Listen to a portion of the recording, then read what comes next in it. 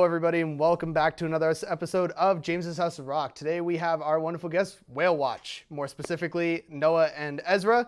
Let's jump right into the interview here. So what are you guys' roles in the band?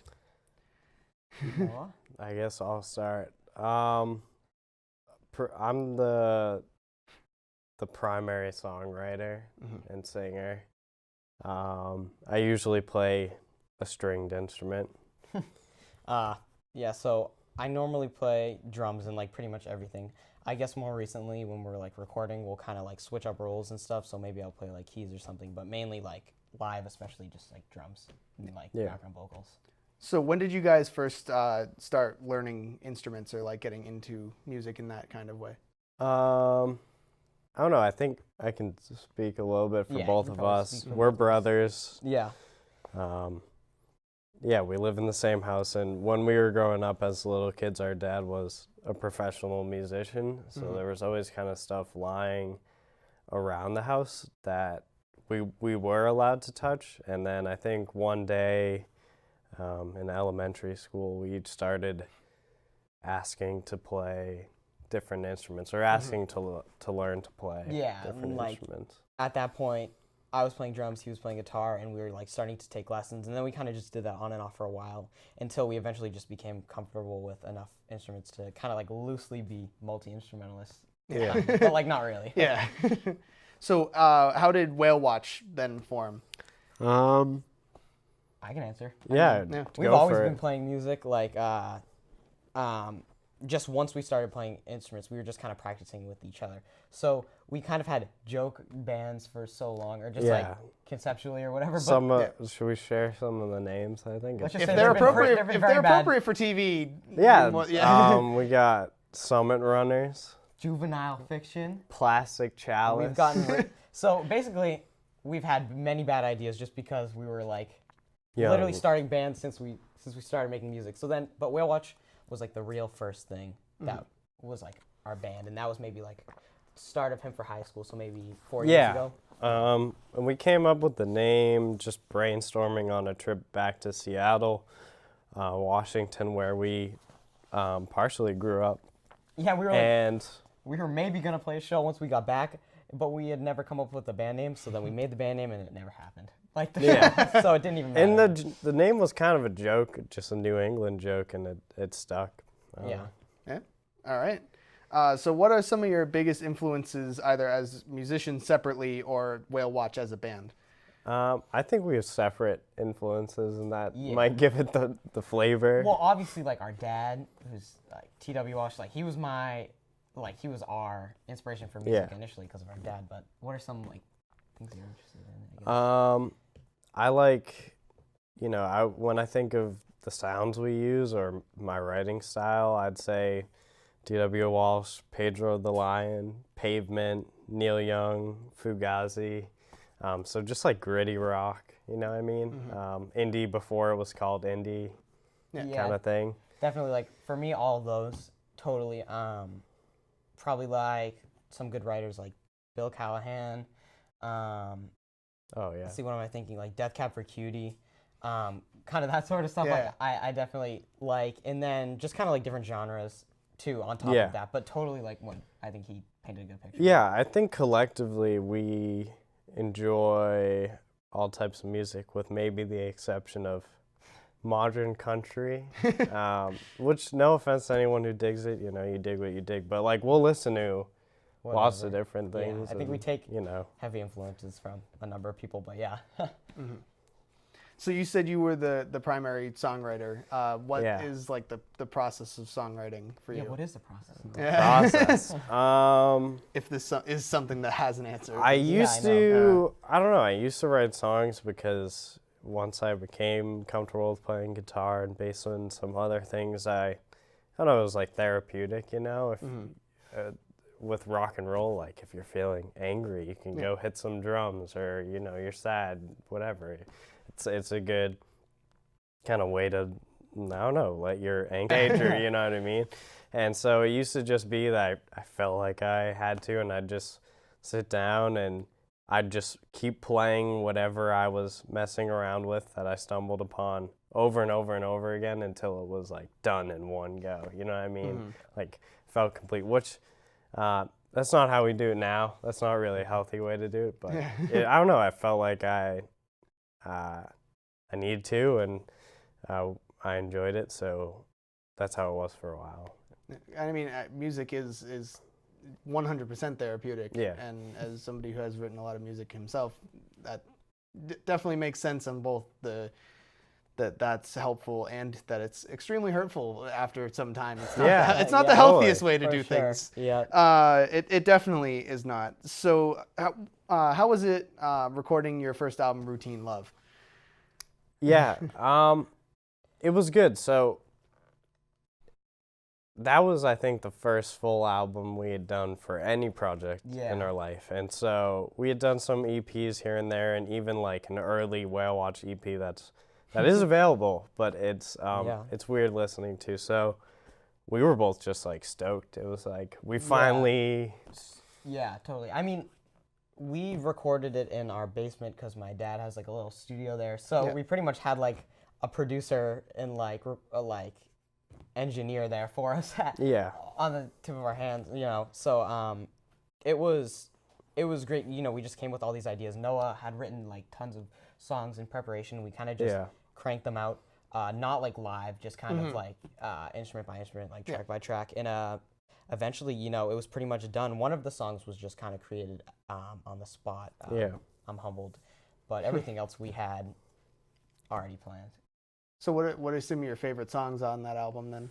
Ooh, what do I like is the question. I mean, I like Something Significant. That's a big one for me. I was pretty happy with how that came. I don't know. I like I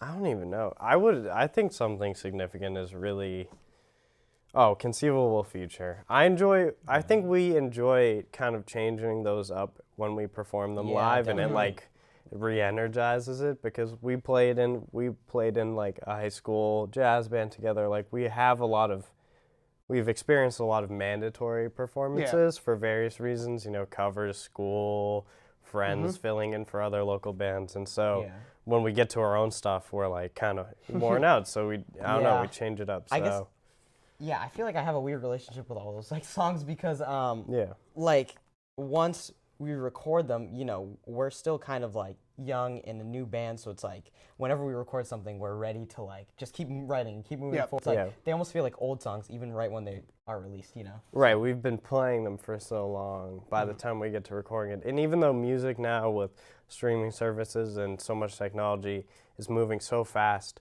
to make an official release, you still have to sit on it for a while. Time. Yeah, and it's like you listen to it until it's just like. Until you hate it. You listen to it until you hate it. Even if you call it done and it's still super rough, you still have to, there's like still like a month before it actually comes out. As fast as you could try to get it out. So, I don't know. I think we try to keep it fresh, but Conceivable Future. Something Significant. Yeah. I'm humbled. I like just because of like how we made it like, on the spot. We just needed the last song and we just changed up one that we didn't. I have one more, but I don't even remember what it's called. It's funny, like we don't even know the parts to our own songs at this point. So did that kind of that mindset change more after you'd had some time and recorded like your latest EP, Peculiar? Oh yeah. I can't say it. That's okay. Peculiar. Yeah. For me, it changed heavily because we've had a lot of different members outside of us too in our band. That's changed over time, and when I first started writing songs, I used to be very controlling. Like I had a very specific vision, and even if that vision wasn't cool, you know what I mean? I just went through with it because I was like, oh, it's my song. I have it this way, and we would just rehearse and rehearse and rehearse. But now I don't know. I feel like we had friends come in and play parts, and it was all loose, and everyone was. I'm making a lot of hand gestures. Everyone was kind of interchangeably playing each other's instruments, and it felt organic. I don't know how it felt for you, but I just kind of like. I could tell for Noah that it was kind of like him having to let go of like like I'm gonna write these songs Yeah. and you guys are gonna play along to it. And not that he would like do that in an enforcing way. We were just okay with it. That's how it worked. But yeah. So I wrote the basis of 4 of them. How many tracks are there? 5? Oh, You wrote 3 of them and I wrote 1 of them. Yeah. Yeah. So the we fact that switched it I up. even wrote 1 was just like a big. That's already And then everyone just sort of filled in the gaps. So it felt good. It felt like how making a record should be or whatever. Yeah. Well, then I'm glad you guys are working towards more of like a natural, organic feeling to your recording process. Your album covers, Routine Love is very aesthetic, and Peculiar is, as the name suggests, peculiar. So, do you guys remember like where those pictures were taken or like the stories behind them?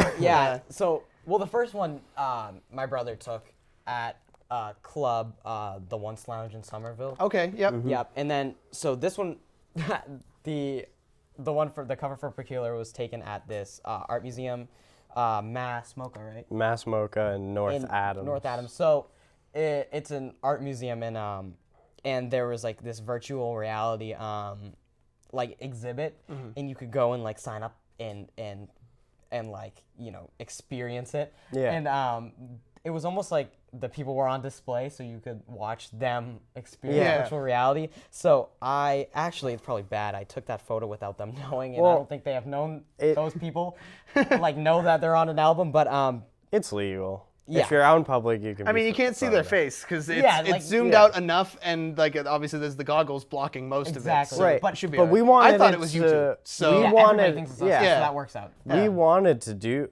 this interactive exhibit, but then it said a sign. It was like virtual reality is booked for today. Yeah. And so we were like, if we can't get there, let's just like. He just snapped a photo. And we're like, let's just take a photo of these people hanging out. I'm always taking photos of like things that I think would be good for album covers or just kind of like aesthetically pleasing for music. So I was like, oh, this is perfect. And I kept that with me for probably like a year before before Peculiar actually kind of like finalized. And I knew that I wanted it to be the cover because it's just so like eye-catching and weird. Yeah. So have you guys played shows as Whale Watch? Yeah. Oh, sorry. Yeah, no, that's okay. So if you have, then what was some of your favorite shows to play? Oh man, well I mean we played a million at this one coffee shop in our town called Kushal Sip, and those were always fun. But let's see, some of my favorites. We played at MIT's like radio station, WMBR. Oh, the Red Room, right? Is what? Oh no, that's not MIT. That's BU. Oh really? Yeah. But they have like the show called Pipeline, and we play there. And actually, we're playing next Tuesday. So perfect. August 6th. But that was super fun for us. That was probably like the coolest show that I played. My personal favorite was, so over time we kind of, when we got into the middle of high school or whatever, we started meeting people in other towns and hanging out with their bands and playing with their bands. And my favorite Whale Watch show, we've done a bunch of house shows, and usually when I host them, it's like, not to like sound gnarly with this vocabulary, but it's like emo or something, like it's sad. Yeah. Which is just, whatever. But we played and we opened for our friend's band. Millennial Sob Story. In town of Reading. And that was cool because it was like their scene. They're like the people who like listen to them and the people who listen to us kind of like coming together. It was like attic of a big house, a lot of people from different towns, and I thought that was cool. Yeah. Yeah. So you did mention that in the recording process you had people coming in and out playing different instruments at different parts. But when you guys take the show live, what are some of the struggles of being a two-person band? Do you have other touring musicians that come along with you guys, or? We just got someone to play with us for this MIT radio show, and his name is Mateo, and he will be playing bass. Yeah, I mean, from like the beginning, it was kind of like me and Noah really just kind of playing together, and people have been coming in and out, just like whether they're members or just playing with us. Yeah. So normally, at some point, we have like a third member, but it's really him on either bass or guitar and me on drums. But it is hard because if we have another person, they'll be playing like guitar or bass, and they'll switch off with Noah. But like I've been really hoping like someday we have somebody who can play keys with us, you know. Yeah. So it's Yeah. like there's always like something. There's always this nagging feeling in my head that like it's missing something with 2 or 3 people that like we just can't get. You know. Yeah. So Well, actually, interestingly enough, that James asked is we actually I feel like we've performed the most shows live as a 2-piece compared to anything else. Like we did our MIT radio show 2-piece. We've done a lot of acoustic things 2-piece, and it's weird because you have to play in a certain way that fills in the sonic gaps. that, I know. guess my like struggle with just being 2 people is like trying to keep people's attention because it's like if somebody sees it's like a 2-piece, you don't really see that, so they'll come to listen to us, but just drums and guitar and vocals after a while, I just get scared that somebody will kind of just become uninterested in it, you know? So it's just like keeping the people there. Yeah. Well, the good thing is I mean, like it's not unheard of to have 2 people in a band anymore, thanks to like the rise of like technology and everything like that can help fill in the gaps, because you have bands like the Chainsmokers or 21 Pilots or like Simple Creatures or anything like that are 2 people that are performing like this major sound. Like, yeah. So what's next for Whale Watch then?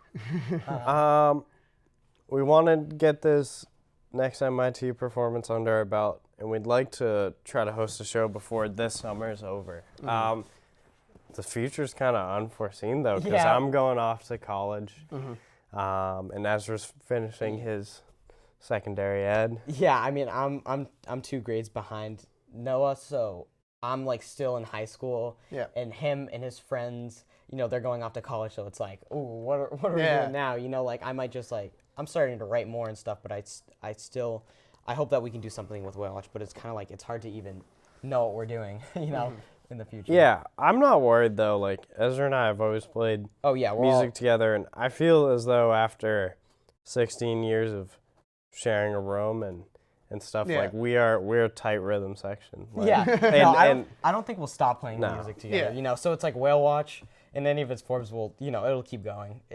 But we just kind of like are taking it day by day now. You know.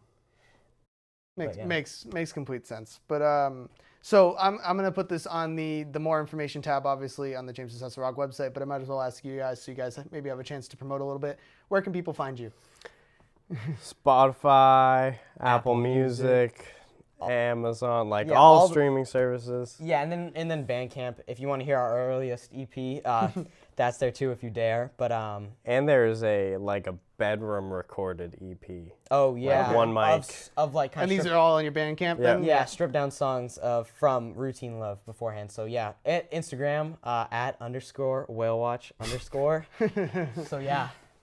All right. On there Perfect. So once again, guys, all of that will be on the more information tab on the James and Rock website or in the link in the description below if you guys are watching this on YouTube right now. But thank you guys. Thank you both so much for coming in and answering a couple of questions.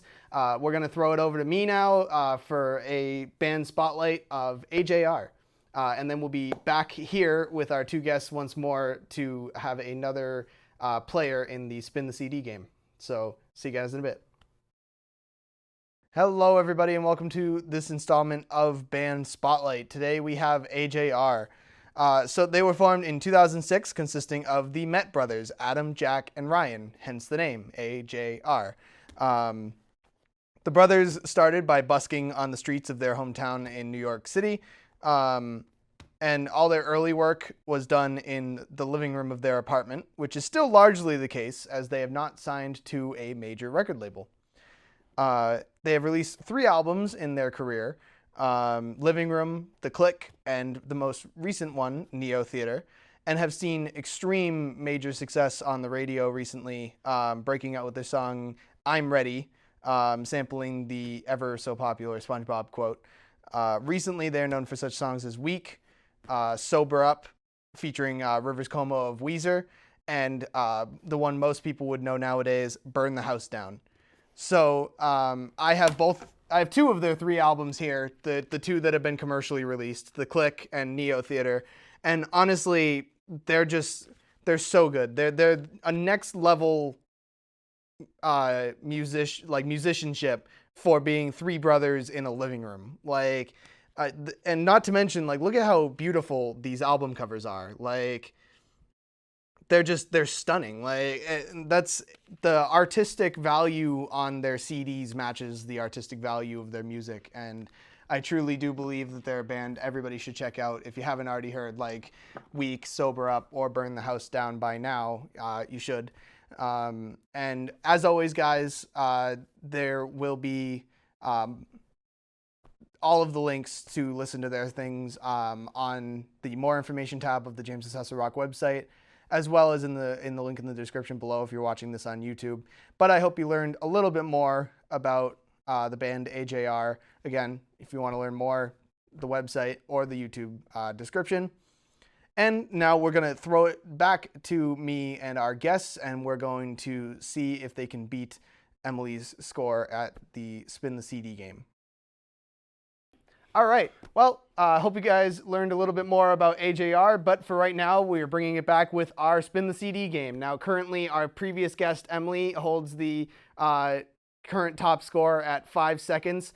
Both of them are going to try. I've let both of them practice just a little bit as I did with the previous guest. Noah's going to go first, and then Ezra. So if you want to pick up the CD and get ready for your first go, I'll hit start. Yeah. Allegedly, if you play this CD forwards, you can hear the devil. All right. And backwards, you hear the Beatles. It's a DVD, in full disclosure. Yeah. All right, and I'm hitting start now. Try one. That was not probably. That was about 3 seconds. Okay. Wow. And second try now. That was much better. That was about 5 seconds, which is currently Emily's. Okay. All right, and then try 3. Try now. Ooh. That was 5 seconds. So you're currently tied. Wow. Let's see if Ezra. If you guys want to swap seats, okay. See if Ezra can beat. Okay, let's beat it. This. Yep. Ready? All right. And first try, you can start now. Oh, sorry. Sorry. Yeah, no, that's okay. All right, you can start now. Oh, 3 seconds, almost 4 seconds. Yeah, go. Are you kidding? That was like All 4.5 seconds. I'm going really You're all fast. right, and then go. Yeah. Oh, are you kidding? That flop. No.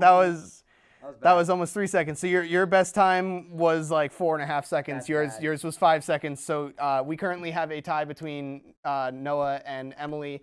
Maybe in that episode that I mentioned last time, or a segment last time, that we'll have returning champions. We can figure that tiebreaker out if somebody doesn't beat you guys. Yeah, all right. But for right now, again, thank you guys for coming on, playing this dumb game. We're going to throw it back to me for an album review corner of the latest release from Sum 41, Order in Decline, and then we'll be back here for our closing remarks.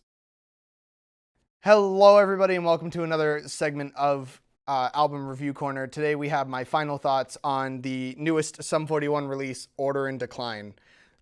So, unlike their last album, 13 Voices, this one was not a Pledge Music project. And I actually, I went into this, as you guys saw in my beginning thoughts back in the Elizabeth episode, I went into this with relatively high hopes. I liked a good amount of 13 Voices, but felt like they could have integrated a little bit more of their pop punk sound to it. And I feel like they've definitely delivered when it came to Order in Decline. There's a few really standout songs, such as the first single, Out for Blood, as well as I think it was the third single, Never There, a great ballad about parental abandonment. But it's absolutely great. Another solid rock, punk, metal venture from Sum 41. And I definitely think it's a huge improvement over Screaming Bloody Murder and 13 Voices. Not that I hated 13 Voices. I didn't quite like Screaming Bloody Murder. But not that I hated 13 Voices. I just feel like this included a little bit more of their pop punk roots, and I really appreciated that. So I will absolutely recommend that you guys check this album out if you are a fan of pop punk or just any of Sum 41's previous works, or just looking into getting into the genre. Once again, guys, all of the information about this album will be on the More Information tab of the James Assessor Rock website, as well as in the link. There will be a link in the description below if you are watching this episode on YouTube. So That's it for the album review corner. I'm gonna throw it back to myself and our guests to end the episode off with some recommendations. Hope you guys have some new music to check out now, and have a lovely day. Well, now you've heard my final thoughts on Order and Decline by Sum 41. And so we'd like to thank you all for coming to the show today for the episode with the wonderful Whale Watch. Thanks for having us. And Yeah, we'll be closing off today's show with a recommendation from each one of them. So if you guys want to take the lead here. I'm a huge jazz guy, like big fan of the genre of jazz. So I would recommend people check out Ornette Coleman. Okay. Anything by him is really captivating. Yeah. I'll recommend our previously mentioned friends, Millennial Sob Story, and their song Easy. All right. Perfect. Well, thank you guys so much for your recommendation and for coming on. All of those recommendations will be on the More Information tab on the James and Cecil Rock website, or in the description below if you guys are watching this on YouTube right now. But again, thank you all so much for watching. I will see you on the next episode.